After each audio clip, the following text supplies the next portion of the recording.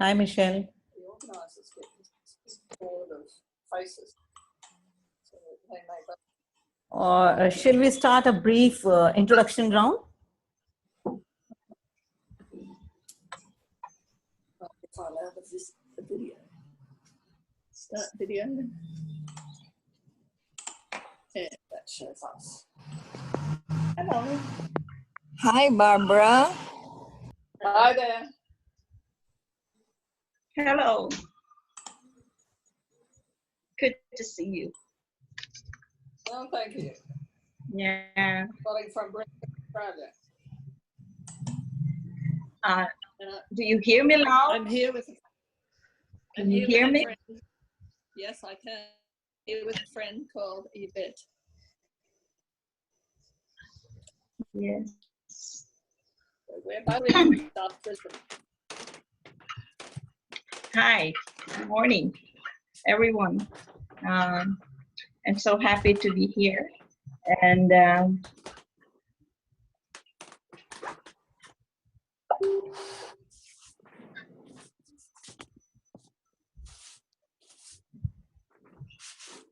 So I think we can have a brief introduction round. So I'll start with the introduction, and we can have a brief introduction. So I'm Anita Nautiyal from India, and I run a green school, informal school in my countryside, and I am program coordinator for the mentoring program, in which we have mentors and mentees and webinars. I'm also representing APGF Women Network and Global Greens Women Network. Thank you. okay. Good to know that. Yeah. So Rashna, can you introduce yourself? Thank you, Anita. Hello, everyone. I am Rachana Shrestha from Nepal. I'm Central Committee member of Nepali Greens, and I am also APGF trainee currently, and also secretary in Asia Pacific Green Federation Women Network. Very happy to be here. Welcome. Thank you, everyone. Yes, so we can start. After me, in my chat box, there is Eva. Please, Eva, can you introduce yourself?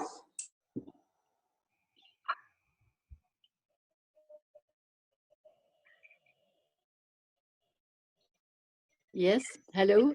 I'm Eva from Global Greens, and also involved in the Global Green Women's Network. And I'm former spokesperson of Sweden when we succeeded to get into the parliament 1988 for the first time. A new party succeeded for more than 70 years to get into the parliament. So I've been working as a political in the front of the political Green Party since '82. And now I'm 71 years old. Age doesn't matter. Wonderful.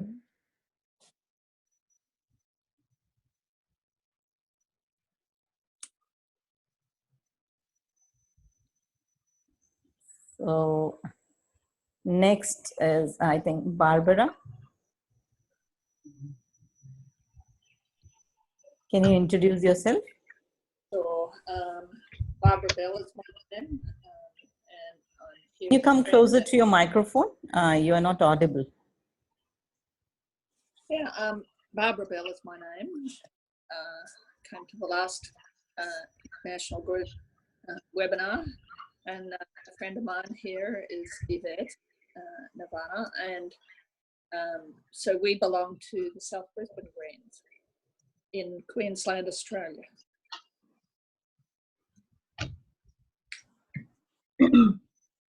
I'll press the mute button. Apparently, you get less feedback if you keep only one person's mic open.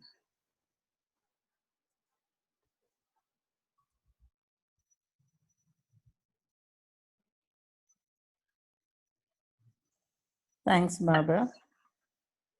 Next, Gia, can you introduce yourself?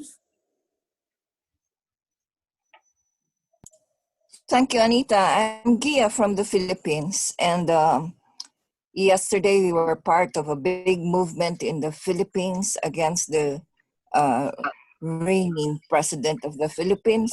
And I've been saying to my co-marchers, I've been doing this since I was 15 years old against the dictator Marcos. Now, Eva, I'm 68. Nice to see you, everyone.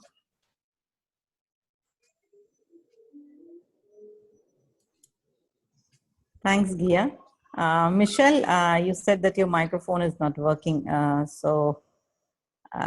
Can you introduce, or shall I move on to the next?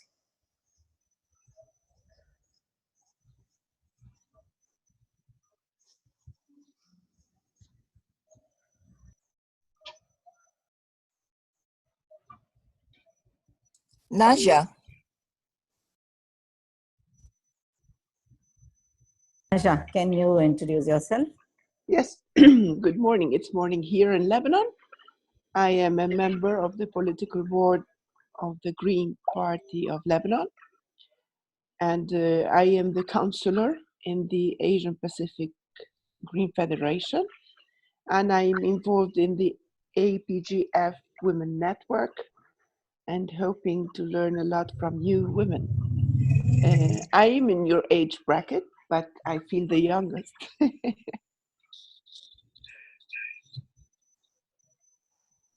Thanks, Naja.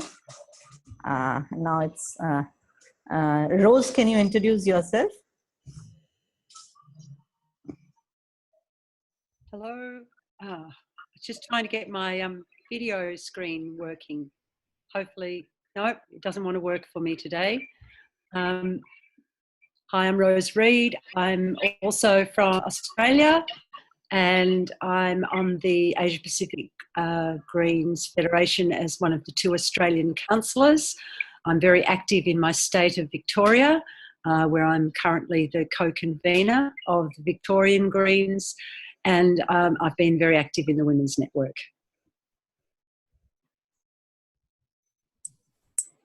We'll see you, Rose. Good. Finally it got a happening.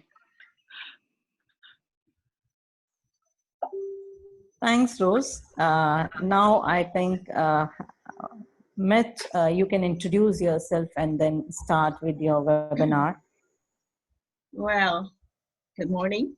And I am Meth Jimenez. I got introduced to Green Party 2 years ago, but I finally got hooked into the family of APG and Federation Network. Thanks to Gia for getting back to me. And I'm so happy to be with you.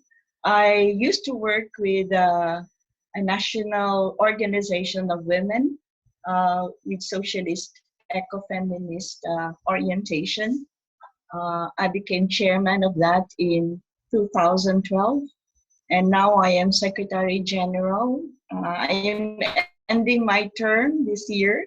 And I also work with the Commission on Human Rights and handled the martial law files under the Transitional Justice Program of the Commission. And I work on advocacy and campaigns to come up with policy, the law which became enacted in 2015, and it had its sunset year this year. So I moved into women's group, and we were so busy yesterday with the broadest mobilization of women and men against misogyny and the president's EJK killings and all that. And so we still did not have good sleep for several days for the preparations, and we're also working on women cooperatives for housing for disabled and teenage moms. So I am happy to be with you and explore the promising political party in the Philippines soon as we work it out, Gia and the rest, and some other networks here who actually are very interested to be part of this agenda of greening the electoral and political arena. But I would like to say that today marks my first real encounter with you guys, and I welcome this opportunity not only as a way to really, uh, not only as a way to really present what's happening in the Philippines, but it's maybe deeper relations with the rest of Asia Pacific and the rest of the globe.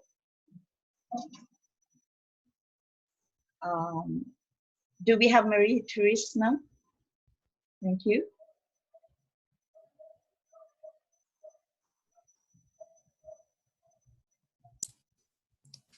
Good Hi, morning. Marisa. Introduce yourself. Yes. Good morning. How are you today? I'm fine. I'm Okay. Marie-Therese from GPL, Lebanon. Hello? Hello. Do you hear Hello. me? I can hear you loud and clear. Thank you. Did you Thank you. start? No, not yet. I'm introducing myself. So Okay. maybe I need to. Welcoming you.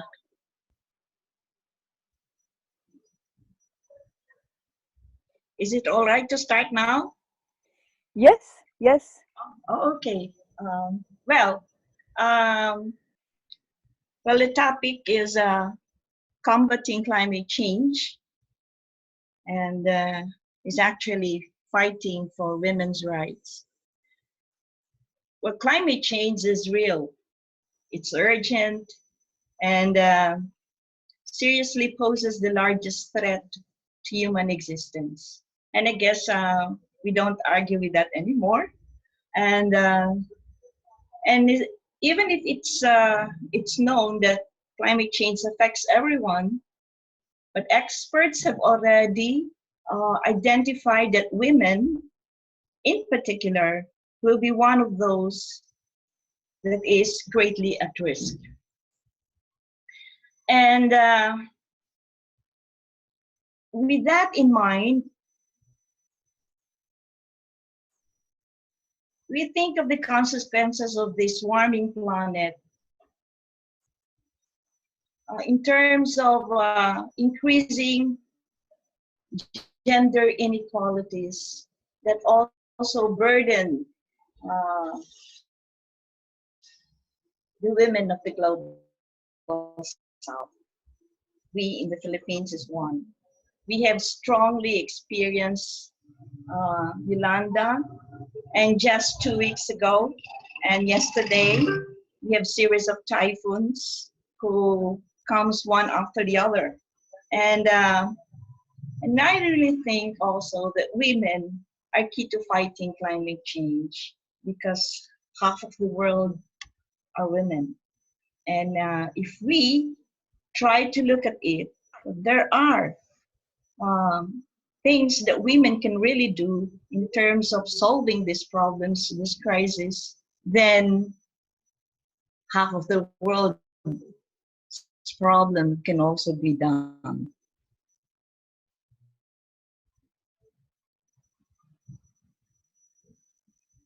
In trying to figure out that women are key to fighting climate change, there is a well-documented report by the Human Rights Council in March of 2009 that says that there is also a growing awareness.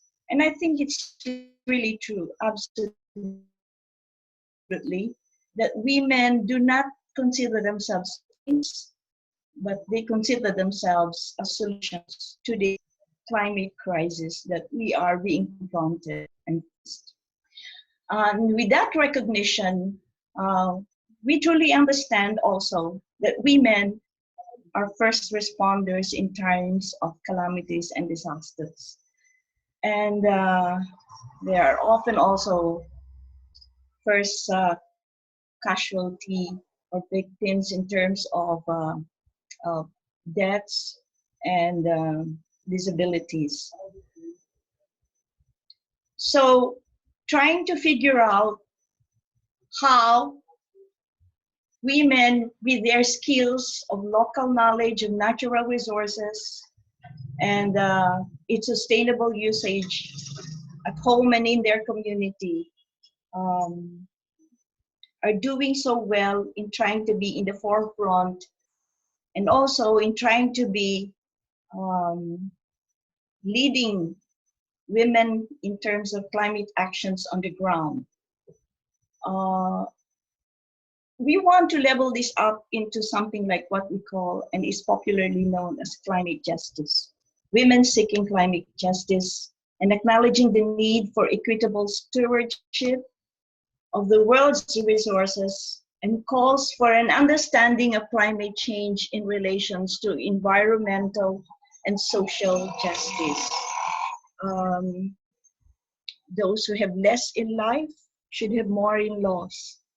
And that, I think, should be one of the critical paths of green parties, to look for solutions that will protect and also promote gender equality and women empowerment, so that we will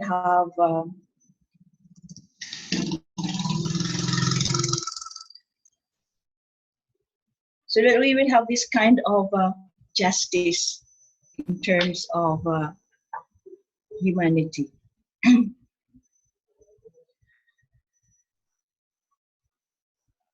A climate change intervention can be a very critical entry point for promoting particularly one of the pillars that we consider should be foremost provided. I think that with that, women's land rights, economic and cultural rights, access to decision-making processes, and also political participation is a very important issue that we need to have interventions. Importantly also, a climate justice approach also recognizes that although women's participation in climate change intervention is crucial, their involvement does not automatically mean greater gender equality and can even increase women's social and economic burdens because of existing and exacerbated, gender inequalities. This will have to be worked out. And so working hand in hand to combat climate change and working on women's rights, I think is a natural combination. One cannot have without working on the other.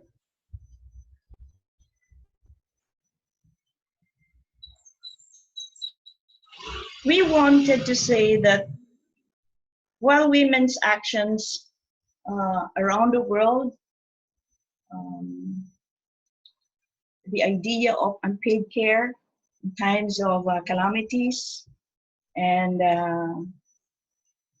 also the multiple burden being taken by women, this issue of important rights should be something that women's empowerment be a requisite, made a requisite for sustainable development in a just world. So how can we move faster in that direction?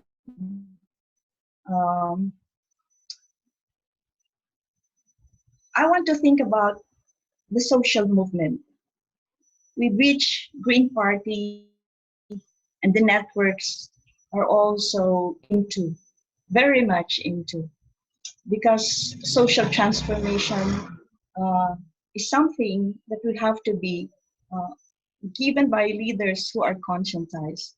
And this process of conscientization is in the burden of education.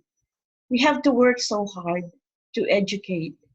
That is why women in political parties and green networks put a premium on collective life, which is part of the education too. Participatory actions, which advances people in terms of consciousness and transformative life. And I guess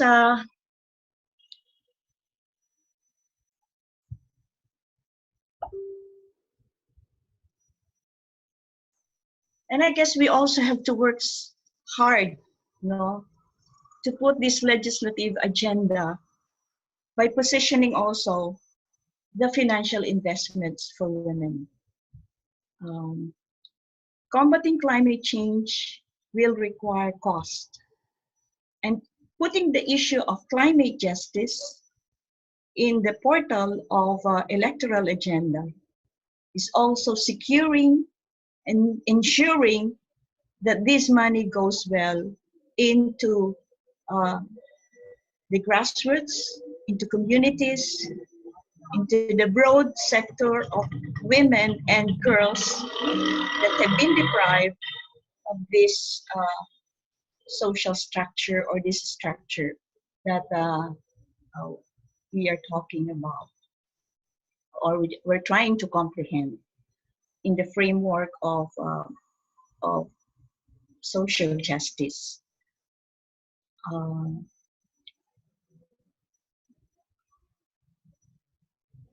And looking ahead, all gender-related actions needs tools to inform policy making and also understanding local narratives that can eventually be put into national laws. We have to listen to the communities and the women's in the ground of what they are saying, what they wanted to tell us, and how all of these things are going to be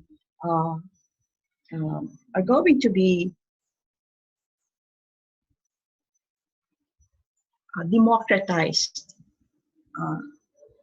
in the future, or will be available in the future.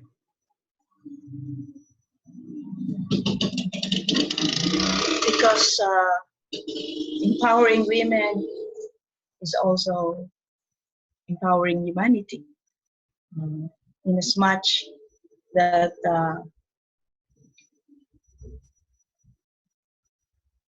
this women's leadership is championing, towards sustainable, equitable, and peaceful world.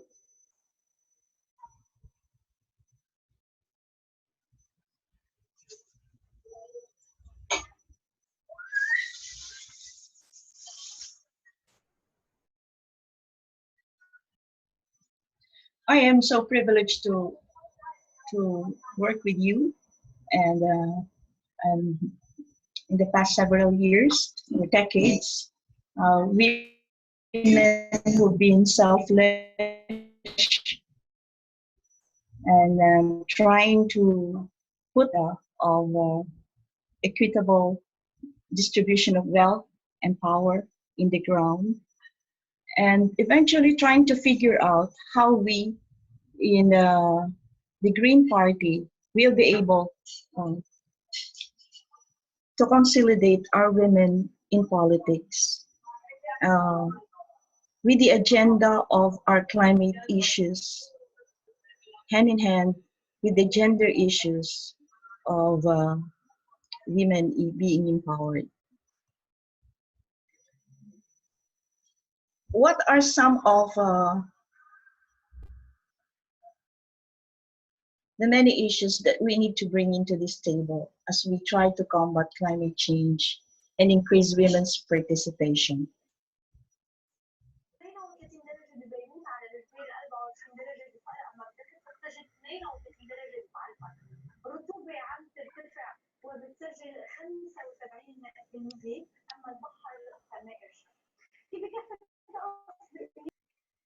I can't hear you.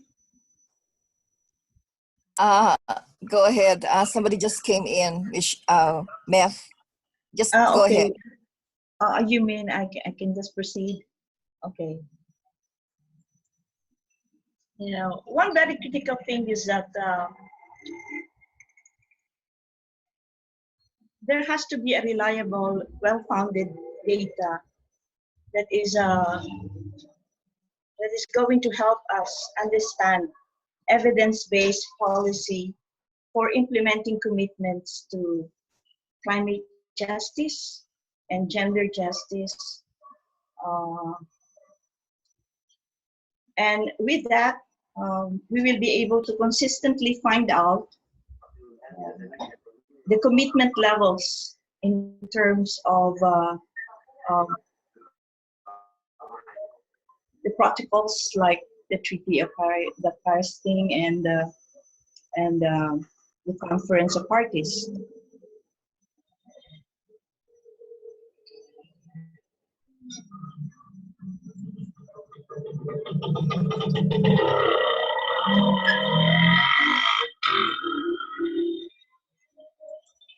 I would like to cite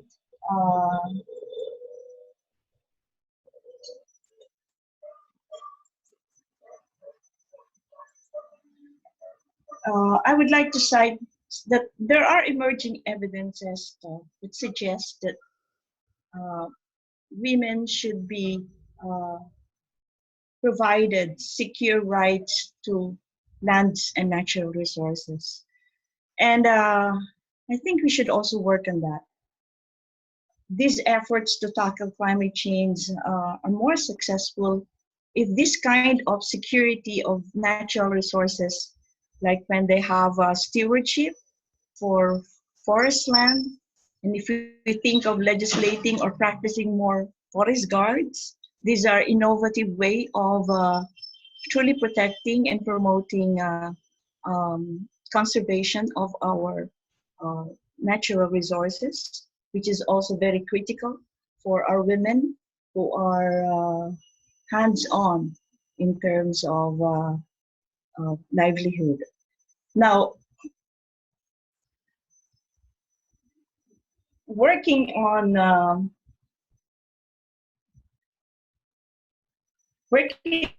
this, we come to also realize from different experiences that if you don't have effective legal control over land, farms, or ownership of productions, women are going to have difficulty and will have to be given more chance to get this incentive, this security in the long-term productivity phase of their lives in the community. Women in this situation know that if they work to irrigate their field or plant border trees, there's a good chance that they will not be ones to reap the benefits if this is not assigned to them.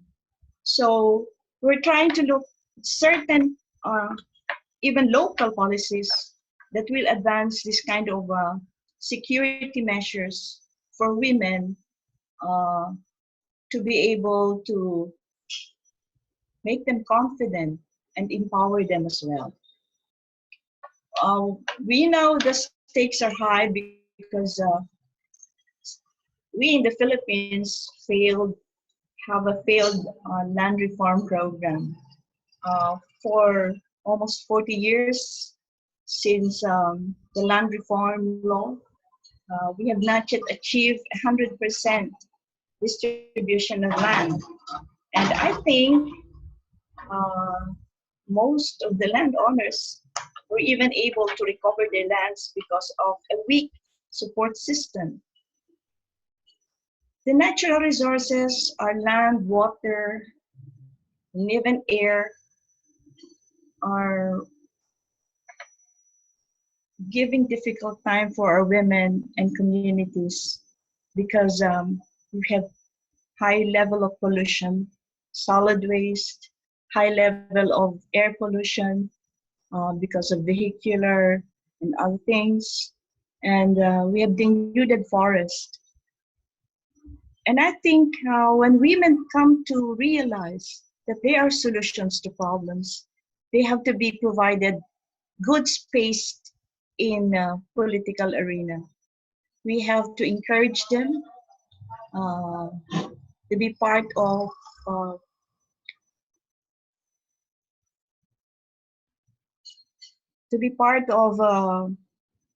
political groups or even small community organizations that will render decisions into the affairs of the community or of the commons, like understanding uh, dwellings.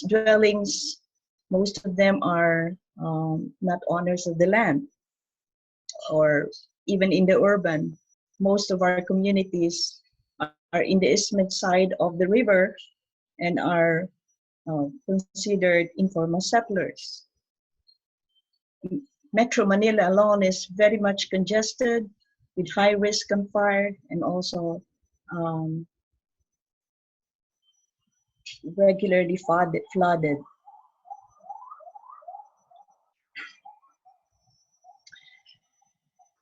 Women's security of tenure, especially for those in the rural areas or small land holding farmers, should be informed that there is also a need to educate them to get into understanding the basic rules of accessing land, accessing stewardship and leaseholdings, or even accessing what we call government's provisions. I think we have a very weak governance experience along this area. And if we have strong issues about combating climate change, then our women in our communities will also suffer.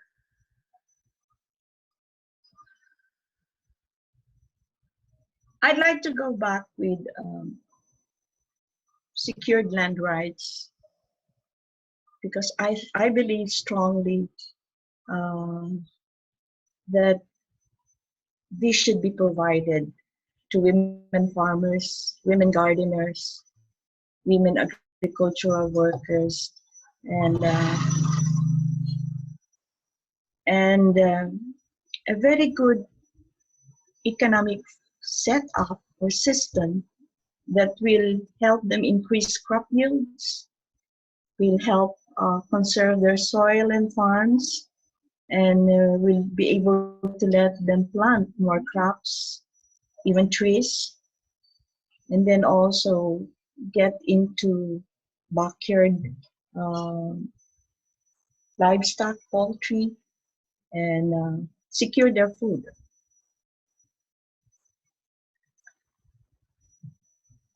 And then for them to be working strongly and be provided adaptation and mitigation capacity building, especially in trying to map out safe community, the hazards, and even temporary shelters when disasters and calamities strikes. I am also very sad that for years I have witnessed governments' incompetence and inefficiency in trying to provide shelters, evacuations on a regularly disaster occurring situations in the Philippines in particular. Maybe it has improved a little, but I don't think we're getting the most out of it until now. And also, working on climate change and women's rights should also work hand in hand with vigilance in trying to stop corruption. Most of the inadequacies in terms of provisions to our women who were victims or um, who were in the forefront of disaster areas, they hardly understand the procedures and how relief, rehab, and recovery programs are being provided. We do not only have climate change issues, we also have political disaster and calamities like what we have in Mindanao, like the Marawi. It's sad that we are not able to provide securities to our communities. And there's things like that that is even equated as a terrorist attack. And up to now, we are experiencing political disability, and our women and children are caught in conflict. So aside from climate change issues, we still have this. And how much worry and burden are the people in the advocacy, in the campaigns, in the women's groups and networks who are trying to assist, support, organized, and developing advancement in terms of political consciousness. Political parties, like green parties, where we look at climate change and women's rights as a very important platform to be prioritized and brought into the light of support for the population or get population support.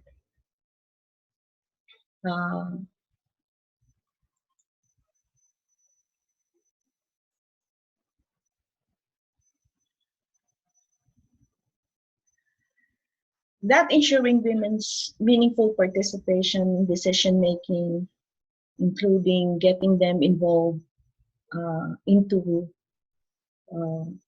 planning their lives in the community, as in the use, access, control, management of resources, no? Not only natural, but all other resources in the community. And then we also have to seriously consider that even if there is a growing literature of narratives on gender and women impacted by climate change, I think we have to get more lessons from these women who have been very, very resilient, exposed to calamities and disasters. They hold rich experience of resiliency that we can share. and we can also get lessons how to better plan and how to give them the leadership that they should have been practicing long time ago.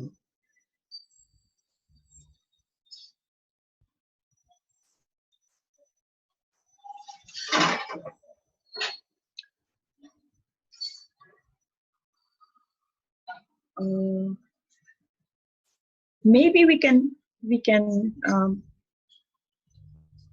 maybe we can in this context develop more tools also of or learning experience from women who have been affected and who have been impacted by climate change, and the wisdom that it can provide to leaders and emerging leaders to help gender inequality and empower more women and give them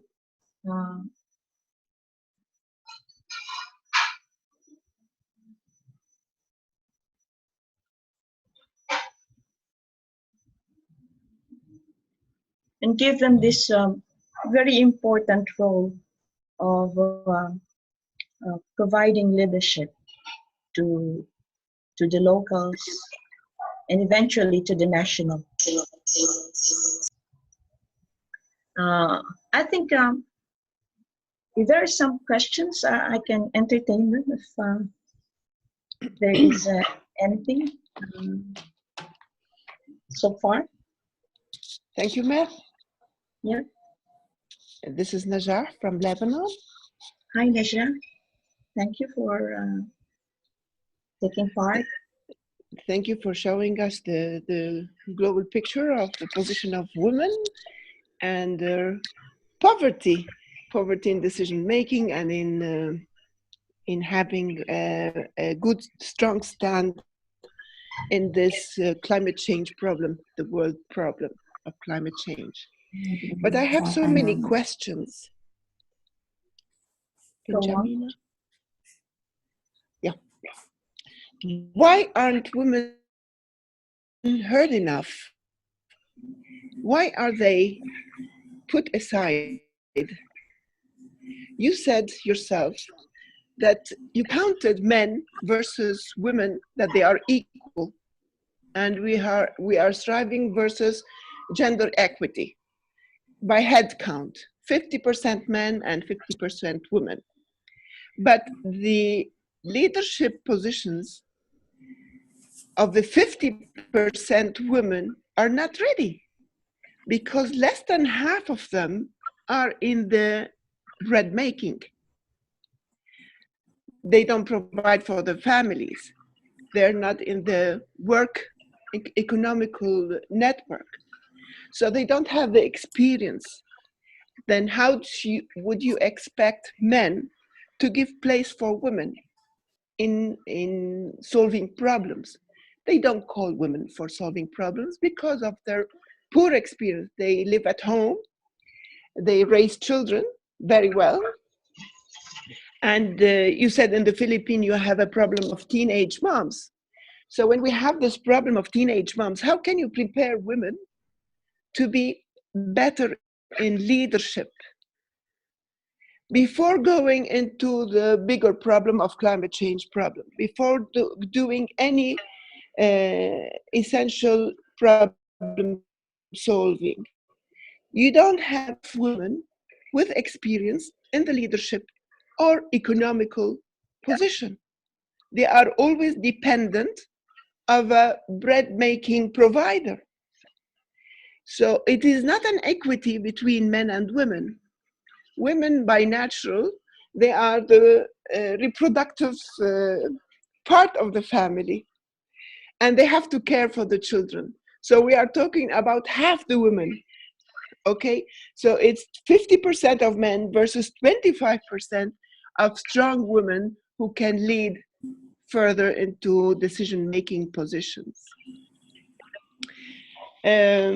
So learning about the problems is very easy. We have many problems, and we can diagnose the problem. So in a community of work is something else. So I can see it from my side in Lebanon, that the solutions have to headhunt the strong women, leadership, certain societies, organizations who are strong societies like the and in education is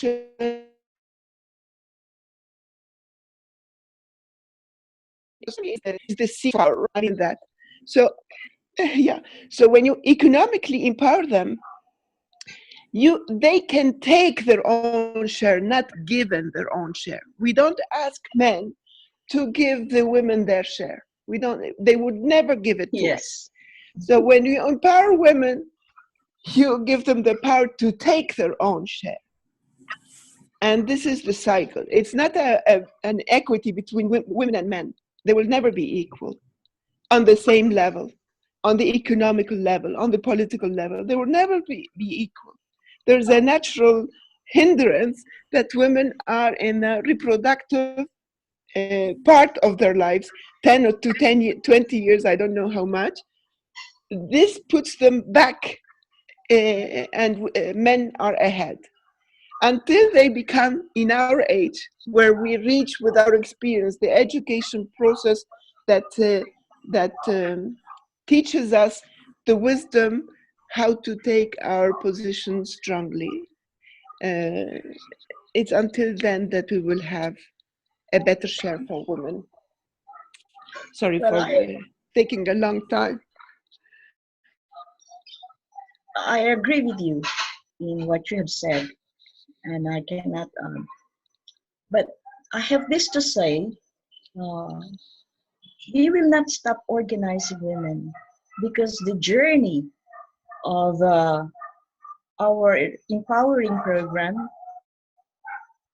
well, exactly talking about economic empowerment, is crucial. I so well remember my parents. My mom was a full-time housewife. It's only my father who brings money into the family. But you know, whenever we ask money from our father for something, my father will say, the money is not with me anymore, it's with your mom. So you will have to ask her.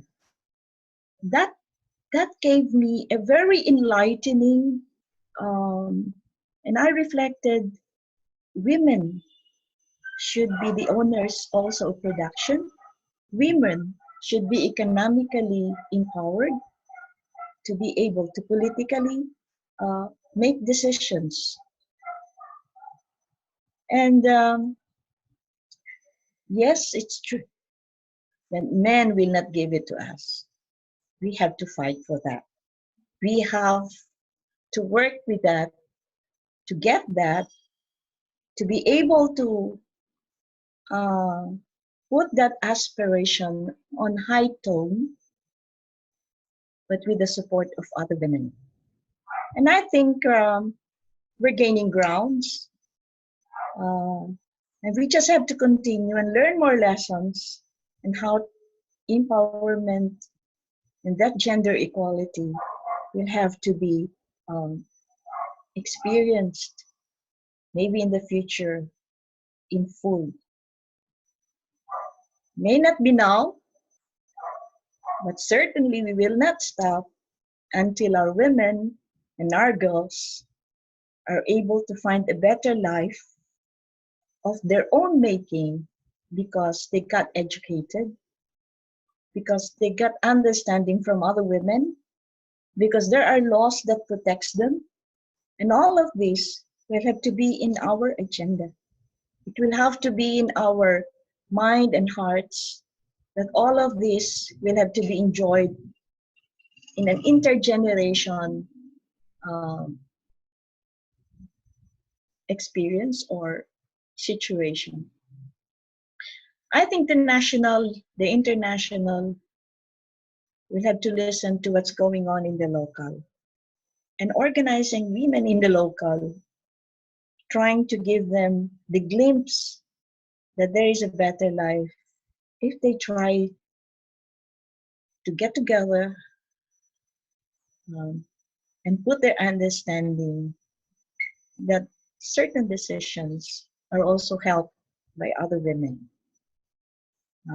That there are women who will be ready, who will be open, who will be in full support now and even in longer periods of time, because we get ourselves organized, we get this network.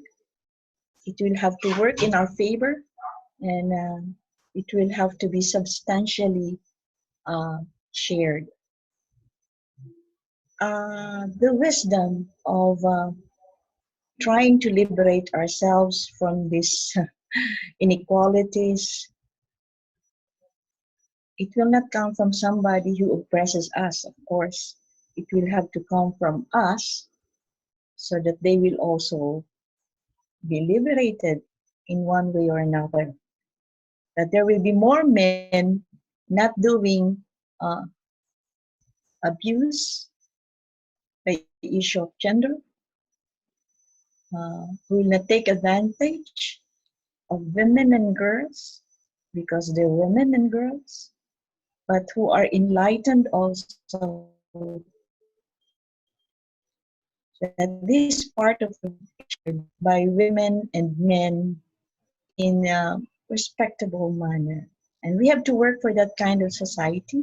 We have to work for that in the Green Party and in the network. Thank you, Meth. Just a little note. Not only men have the confidence that women have solutions, not only in the oppression sense of a meaning. I'm talking about if you have a problem in your community, you address it to men to have the solutions rather than women. It's in addition to that, women don't believe in women. Women don't go to other women for solutions because they believe that they don't have enough experience. And this is where we are losing it. Women are not supporting each other. Yeah, it happens. But I think we have to realize also that we have to go that way, that women will have to support each other. And now they are not. Maybe not a majority of women are doing that, but certainly there are. Certainly there are. We have to increase in number, and we just have to do it. And I think we're heading the right way. We have to build the confidence among ourselves that, well, of course, we need to educate men. And we need to educate them by resisting things that are not good for women. That these men are operating in themselves or practicing in the community and in families, even in workplace. And I take note of that, that we have to do something about it. And I think I am confident that every woman should also educate their boys and girls in the family, boys and men in their families and in their community, so that sooner or later we will be able to enjoy a better leverage. We have to fight for that in the street, in the halls of legislation, in the political arena, in the positions. We have to insist that we will find our space there and that we will have to get it. Okay? Thank you, Meth. Eva here. I would like to say something. I really agree with you. You are so right. It takes time. And I have been working with democracy aid for 17 years in those countries which are undemocratic. And you can imagine what fight it is. But I've been standing in the forest in Benin, talking with women who have never been able to talk when a man is present. But then they dared to do it even if there were men there. So you have to meet those women who are so strong. Of course they are strong. And educate them and also support them and take contact with the men, their husbands also, and say that you must be very proud of your wife who is so clever and is involved in the political life in the society and supporting people around her and so on, and doing the farming and all these things. You must tell them, because when they get proud of their women, they can also allow them to be active. And when we started the Green Party in Sweden, the men in the party said, now it's your turn, the women. You shall stand first. And even if we are thinking in another way, we must change it. It must be your way of thinking. We must start there. So they put the women on top on all lists so we could get into the parliament. So, and then we also had this quote of woman, man, and that was 82, the first election. And now all the other parties, almost all, are doing the same. And if you look at in our party, we have more women, of course, as we are caring about the human rights and the climate change and all these and solidarity. So we have a trouble to put up men, so we don't do it. For instance, I am the one who is making the selections of candidates because I am the chair of it in my region. And we have said, now we can't quote the men up because they have been there so long. So it doesn't matter if we have 2 women or 3 women first and then 1 man, because they have been there so long time. So now it's our turn. And as we in our party has so many women, we can't quote the men up. So that is our rule now in Sweden. But we are not so poor. But I've been working in Africa, in South America, in Eastern Europe, and so on, and Russia. So I can see the same pattern. But of course, in South America, it's so much macho style. So I think it's more difficult in South America than it is in Africa to change lives for women. It's my opinion. In the Philippines, we have so many women candidates. We have had 2 women presidents, right?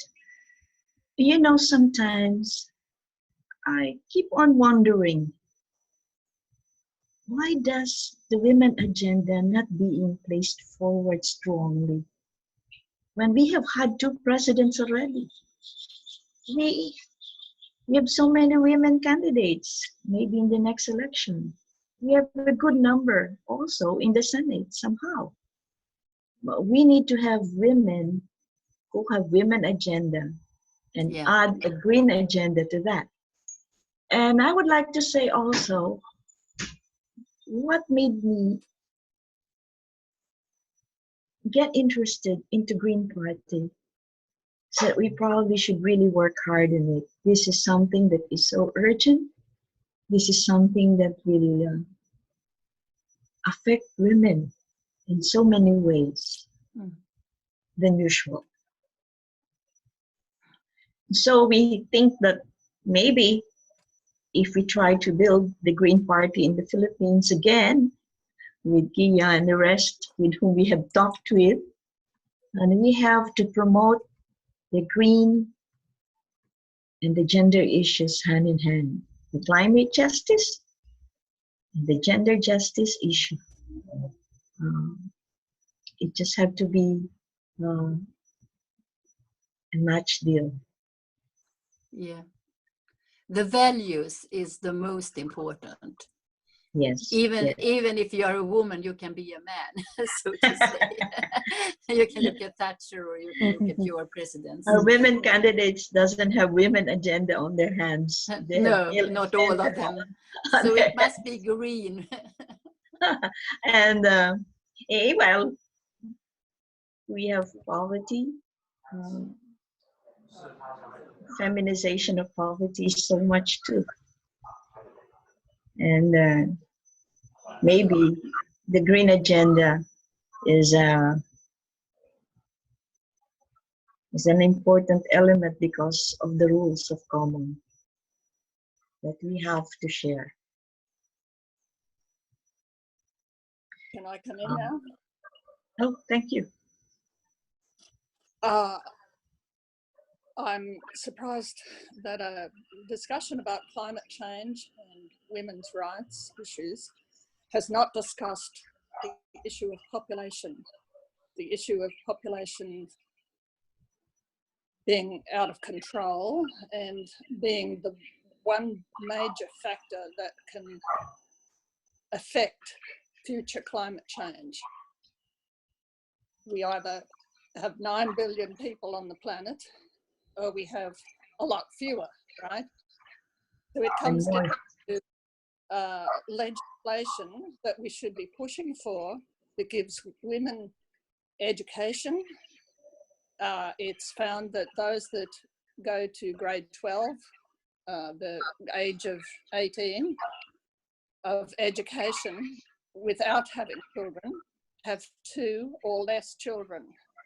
Those that don't make it to grade 12 have several children.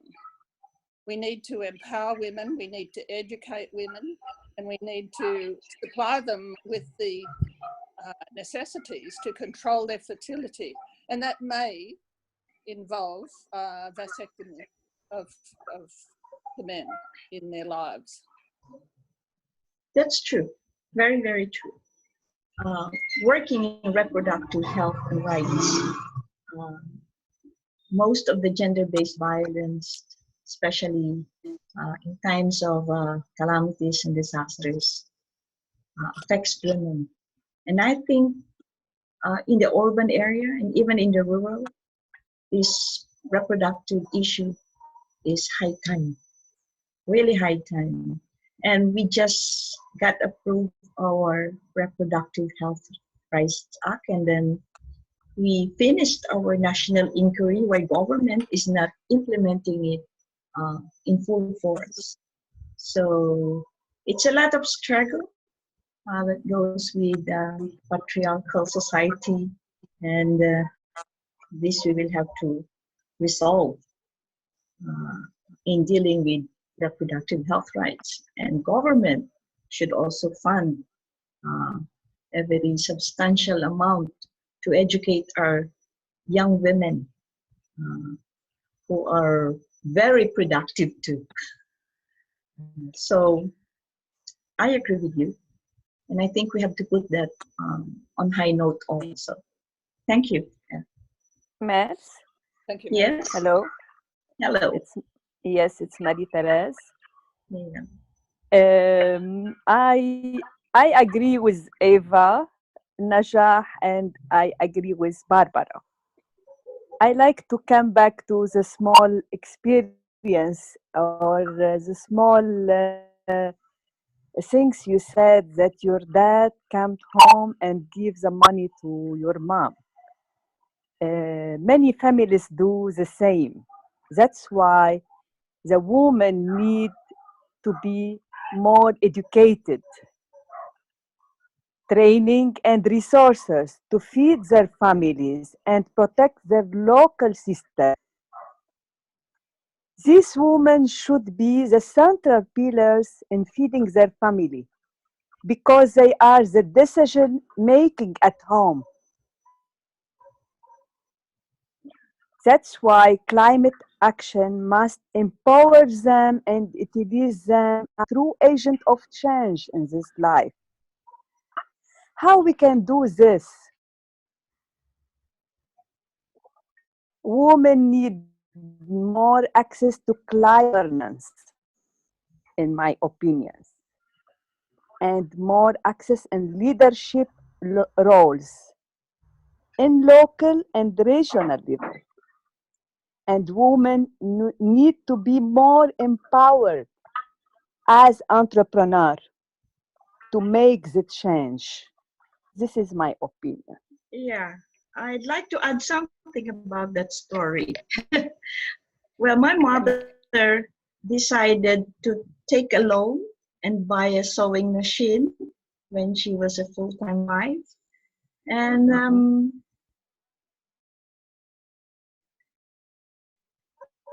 she's getting works and jobs for dressmaking outside in the neighborhood, and earned her own money for that matter.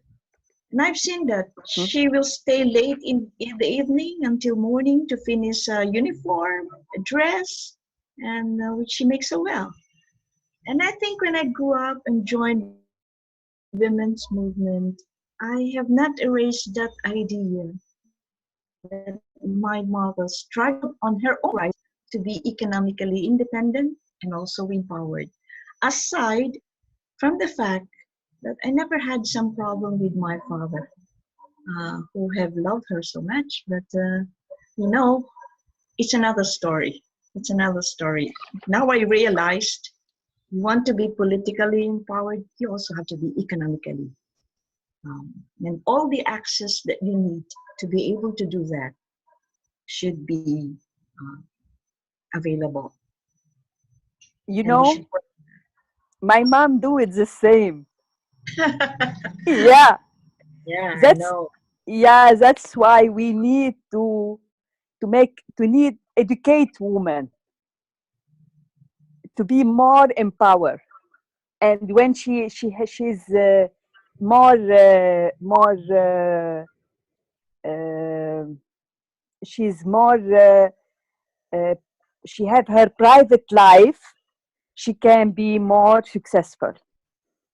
Yes, that's true. You know, I grew up, um, we're 9 in the family, brothers and sisters. I had 2 brothers and the rest sisters. And I never enjoyed playing because I was taking care of my brothers and sisters um, so long until I was in college. So that idea of reproductive rights and family, big families, and is very close to me. I truly understand it. And it was not hard for me to decide that we have to advocate for reproductive health rights. Yeah, that's right. May I say something more? Eva here. Sure. Have you heard of Wangari Maathai from Africa, from Kenya? Wangari Maathai. She got the Nobel Peace Prize because she had been working with planting trees and empowering women. She has died now, unfortunately. She was 2 years older than me. I met her I think it was 1997 first, and we had a conference in Kenya, and she trained women. She trained women and empowered them, and they planted trees, and she started the Green Belt movement in Africa. And you can imagine they need really green plants because of the desert and all these, the drought. So she was really well known all over the world as she got the Nobel Peace Prize. And she also was in the ceremony when they was up in Norway, and you know they put all the seeds in cave of ice up far north in the Arctic section, and she was the one who introduced that. So we have saved rare plants or rare seeds. So I think you should look at and find out about Wangari Maathai, because she has educated thousands and thousands and thousands of women. So she's a good example. Good example. Wonderful. Yeah, Eva, I'd like to share to you that we are working on a group of women. We're building chapters. We organize them, but we are into alternative and traditional medicines and healthcare. So we started building communities and build herbarium for our traditional herbs.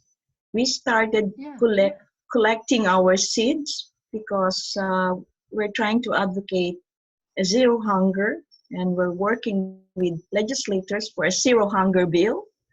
And we work with doctors who believe that traditional and alternative medicine is a very important empowering element in communities. And we have women who practices this traditional healthcare, most of them Oriental, but we also have many Filipino practices about healthcare system and alternative ways to take care of our common illnesses. And I think we're going far to the level of even producing them for home use. So we produce cup syrups out of herbs. We produce ointments. In the light of poverty in the rural and urban areas, then we are able to survive. These are tried and tested, and even giving birth in the rural areas with trained paramedics. Our women, SARILAYA, is into that. And we strongly advocate securing food by securing our seeds. So we have seed bankings, and we have household practitioners. As we try to monitor them and work with research groups to produce an evidence base that these are good for the community and for our families and for the families of these women. It's fantastic. Yeah. We're now even working on a housing cooperative to design a program for this housing cooperative will shelter children with disability. So we're putting up a big house that, in one of the cities here. We've provided a 1 hectare property with 80 units for families that will move in sometime end of this year or early next year. We hope it will materialize and be good. So we're also increasing our disabled people because of food. So we're trying to advocate nutritious and good food to start with, because we have a chain of, let's say,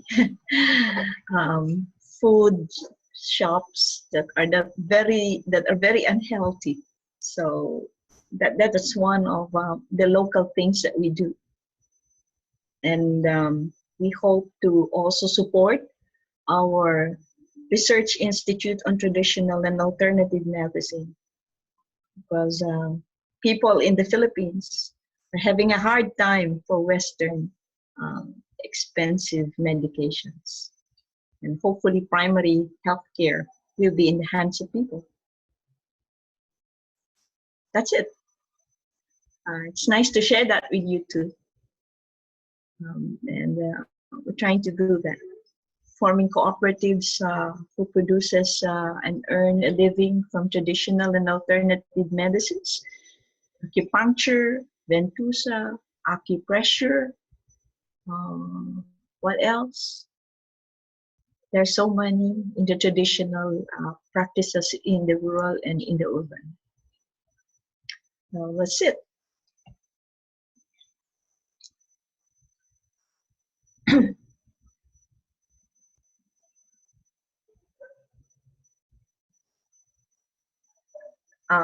Is there anyone talking? I can't hear them. Do you have anybody who has any question for Meth, please? Okay.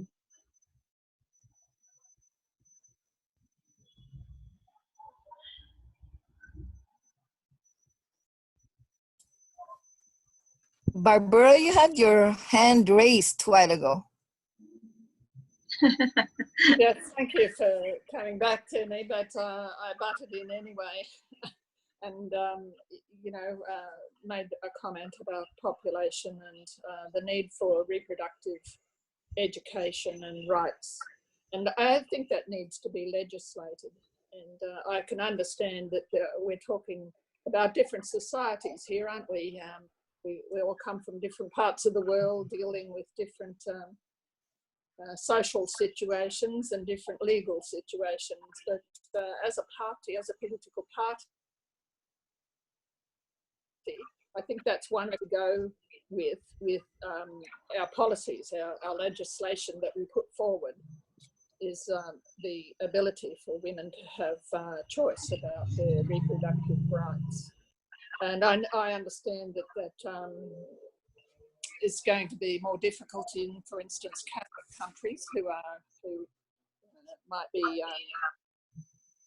reluctant to push the possibility of abortions, and perhaps those countries can first concentrate on vasectomies for men and condoms and other methods for women. But women not only need to be empowered by education and by knowing that they don't need to produce many children, but they need to be provided physically with this advice and the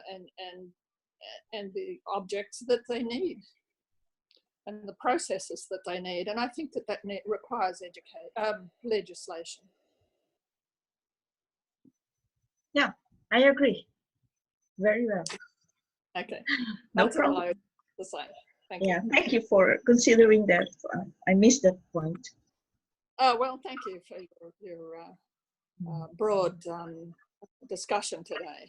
Thank you. Yes, yes, yeah. Thank you. Okay. So anybody else has any question? Because already we are beyond the time. We're doing overtime. Yeah, we are doing overtime as usual. Women do overtime. And women So get anybody? to miss Yeah. the time. I like to highlight for one thing about climate change. Do you hear me? Yes. It's Marie-Thérèse. Yes, go ahead, Marie. You know about the Paris Agreement, the big issue of climate change. Women in leadership role were the essential meeting this Paris Agreement. You know Yes, that? yeah. Which include the implement gender action plan. Yes. They said that ensure greater female participation in climate negotiation. In climate change and Paris Agreement, they said we need more women, not only in policy making and environmental science, but also in engineering and technology innovation. Yeah. You know that? Actually, we have certain prospects about training women technicians who have been displaced by solar farms. Actually, that's another issue. But women who will also install biodigesters, so that we have waste to energy projects, and many, many more. But putting the agenda of more access to technology and women practicing that community is really an imperative now in the issue of gender action. Um, uh, Thank you for telling us that very important document. Yeah, and 24 in December to Poland. So we have green representatives there. And Green Party, we must be there. Green Party Lebanon, like every year we go with the government. Oh. And we, from Sweden, we have the minister, because we have the environmental minister and the climate minister. We have 6 ministers in Sweden in the government, so Wow. they will be there. That's great. That's great. And you know, the Swedish minister was the one who signed the climate law in Paris. Yes. Perfect. Hopefully we can go with our minister, because we have a change of the ministers now in Lebanon. Okay. So even not, we must be there like a Green Party, sure. We will have to work on that. That would be great. We need to prepare ourselves. We should also really come up with our own papers, no? In the Green Party. That we can localize also. So people are kept abreast of what's going on in the road to Paris. If you are coming like a Green Party, we can set a meeting there. That would be great. Yeah. I'll be trying. Global Greens are, of course, want you to tell. You must tell Kelly about that, because Kelly can form a meeting between the Greens. We usually do that on COP when we have these meetings. But so COP, please send to but Kelly. the COP 24, it's between 3 and 14 December of this year. Yeah. Well, still have time. Then we can bring our documents. We have a strong Philippine movement for climate justice network. We are part of it, and we can also work on that. And I think they will be prepared for that. We are prepared for that. Thank you. Good. Thank you. Yeah. Thank you, Meth, for the wonderful presentation. And I think we are already late by half an hour. So anybody has any questions, or shall we wind up presentations? I just want to say that I have written the name of Agara Matai in the chat. Yeah, thanks, Eva. Thanks very much. So thank you, everybody, for taking out the time. And thank you, Matt. Thank you, Anita, for choosing the best person for this topic. Thank you. Yeah, thank you everybody. very much. Thank you, everyone. Bye. Thank you. Bye. Thank you, everyone. Bye. Bye. Bye, Eva. Hey, bye. Bye, everyone. Bye, everyone. Thank you, Meth. Thank you. Idea, thanks.